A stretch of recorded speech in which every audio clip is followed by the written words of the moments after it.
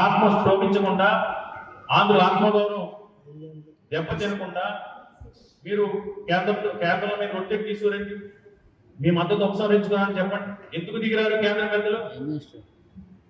అవన్నీ మరిచి సమస్యను పక్కదోవ పట్టించడం కోసం మీరు చాలా దుర్మార్గంగా అహంకారంతో, అధికారం ఉంది కదా అని అహంకారంతో మీ స్థాయిని కూడా మరిచి ఈరోజు స్టీల్ ప్లాంట్ కార్మికుల పైన అబాండాలు వేయటాన్ని వైఎస్ఆర్ కాంగ్రెస్ పార్టీ తరఫున తీవ్రంగా ఖండిస్తున్నాం. మా యొక్క డిమాండ్ ఒకటే, మీకు నిజంగా చిత్తశుద్ధి ఉంటే పెట్టుబడుల పేరుతో మీరు మోసం చేయటం లేదు, ఉత్తరాంధ్ర ప్రాంత అభివృద్ధికి మేము కట్టుబడి ఉన్నామని అనుకుంటే, ఈరోజు విశాఖ ఉక్కు అంటేనే ఆంధ్రప్రదేశ్కి ఒక గ్రోత్ ఇంజిన్. విశాఖ ఉక్కు ఫ్యాక్టరీ ప్రాంతానికి వచ్చిన తర్వాత యాన్సిలరీ యూనిట్స్ కావచ్చు, ప్రత్యక్షంగా పరోక్షంగా లక్షలాది కుటుంబాలు ఈరోజు విశాఖ స్టీల్ ప్లాంట్ మీద ఆధారపడి బతుకుతున్నాయి. Steel plant Visakha steel plant మీద ఉన్న అనేక యాన్సిలరీ యూనిట్స్ ద్వారా కోట్లాది రూపాయలు, వేలాది కోట్ల రూపాయల ఇన్కమ్ ని ఈ రాష్ట్ర ప్రభుత్వానికి పన్నుల రూపంలో కావచ్చు, ఆదాయ రూపంలో కావచ్చు గతంలో రావడం మనం చూసాం. కాబట్టి ఇప్పటికైనా ఈ ప్రాంత మీడియా మిత్రుల ద్వారా ఉండే కలిసి ఈ ప్రాంత ప్రజలందరినీ కూడా ఈ ప్రభుత్వం ఏదైతే మా చంద్రబాబు నాయుడు గారు కానీ, లోకేష్ గారి ఈ ప్రాంతంపై పెట్టుబడుల పేరుతో చేస్తూ ఉన్నారో అదంతా కూడా మోసం. కేవలం ఈ ప్రాంతం మీద సవితి ప్రేమ చూపించి నిన్న వచ్చిన పెట్టుబడుల్లో కూడా ఏదైనా చిన్నగా పెట్టుబడులు వస్తే ఆ పెట్టుబడులన్నీ కూడా ఏదైనా ఉత్తరాంధ్ర ప్రాంతానికి సంబంధించి, ఉత్తరాంధ్ర ప్రాంతంలోని వనరులు చూసి, ఈ ప్రాంతంలోని అవకాశాలను చూసి, ఈ ప్రాంతానికి ఇన్ఫ్రాస్ట్రక్చర్ చూసి ఈ ప్రాంతానికి పెట్టుబడులు వస్తే ఉక్రోషంతో అమరావతి ప్రాంతానికి ఎవరో కూడా పెట్టుబడుల పేరుతో రావట్లేదని, ఆ ఉక్రోషంతో ఈ ప్రాంతం మీద సవితి ప్రేమ చూపించి ఈరోజు స్టీల్ ప్లాంట్ మీద, ఈరోజు కార్మికుల మీద అబండాలు వేస్తూ ఈ ప్రాంత ప్రజల ఆత్మగౌరవాన్ని తాకట్టు పెట్టే విధంగా చంద్రబాబు నాయుడు గారు మాట్లాడటం జరిగింది. మేము ఒకటే డిమాండ్ చేస్తున్నాం, చంద్రబాబు నాయుడు గారు కానీ, డిప్యూటీ సీఎం పవన్ కళ్యాణ్ గారు కానీ. ఆ రోజు పవన్ కళ్యాణ్ గారు ఏమన్నారు? స్టీల్ ప్లాంట్ ప్రైవేటీకరణ జరగకుండా ప్రభుత్వ రంగంలోనే కొనసాగించడం కోసం మేము బీజేపీ ప్రభుత్వం పైన, మోడీ గారి పైన ఒత్తిడి తీసుకొస్తాం.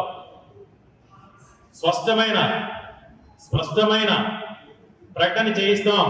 స్టీల్ ప్లాంట్ ఇప్పటికీ కూడా ప్రైవేటీకరణ జరగదు.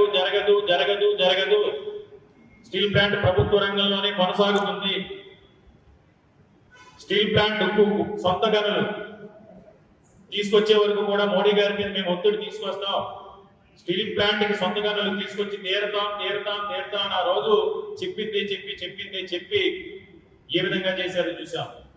యువకాలం పేరుతో లోకేష్ ఆ రోజు చేసిన పాదయాత్రలో, ఆ రోజు స్టీల్ ప్లాంట్ దగ్గర ఆ యువకాలానికి సంబంధించిన స్టీల్ ప్లాంట్ పాదయాత్రలో కలిసినప్పుడు ఆ రోజు లోకేష్, ఈ రోజు నేనే ఈ రాష్ట్రానికి బ్రాండ్ అంబాసిడర్, ఈ రాష్ట్రానికి భవిష్యత్తు నేనే, ఈ రాష్ట్రాన్ని తీర్చిదిద్దేది నేనే అతను చెప్పుకుంటారు, చంద్రబాబు నాయుడు గారు చెప్పుకుంటారు.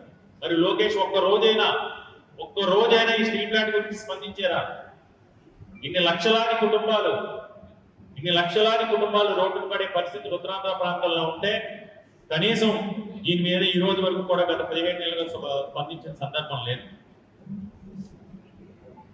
ఈరోజు ఏదైతే ఎన్నికలకు ముందు మీరు ఏదైతే మాట్లాడారో స్టీల్ ప్లాంట్ కి సంబంధించి పవన్ కళ్యాణ్ గారు కానీ, ముఖ్యమంత్రి చంద్రబాబు నాయుడు గారు కానీ, స్టీల్ ప్లాంట్ కి సొంత గనులకు సంబంధించి, కాంట్రాక్ట్ లేబర్ సంబంధించి ఇప్పటికీ కూడా భూములు కోల్పోయి వారికి ఇంకా ఉద్యోగాలు కల్పిస్తామని స్టీల్ ప్లాంట్ ప్రైవేటీకరణ నిర్ణయాన్ని మేము ఆపుకుంటామని చెప్పారో, మాకు డిమాండ్ ఉంటే కార్మిక సంఘాలు ఏదైతే ప్రధానమైన డిమాండ్లు ఉన్నాయో ఆ డిమాండ్లన్నింటినీ కూడా నెరవేరుస్తూ స్టీల్ ప్లాంట్ ప్రైవేటీకరణ నిర్ణయాన్ని నిన్న మీరు మాట్లాడిన తీరుకి స్టీల్ ప్లాంట్ కార్మికులకి తక్షణం క్షమాపణ చెప్పి స్టీల్ ప్లాంట్ ప్రైవేటీకరణకు వ్యతిరేకంగా మీరు తీర్మానం చేసి ప్రకటన చేయాలని డిమాండ్ చేస్తున్నాం.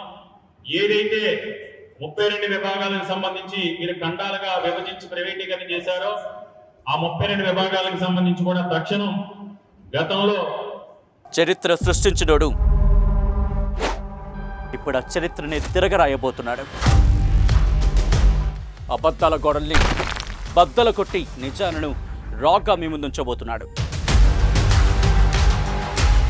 నిజమైన వార్తల కోసం వెంటనే డౌన్లోడ్ చేసుకోండి రా యాప్ని.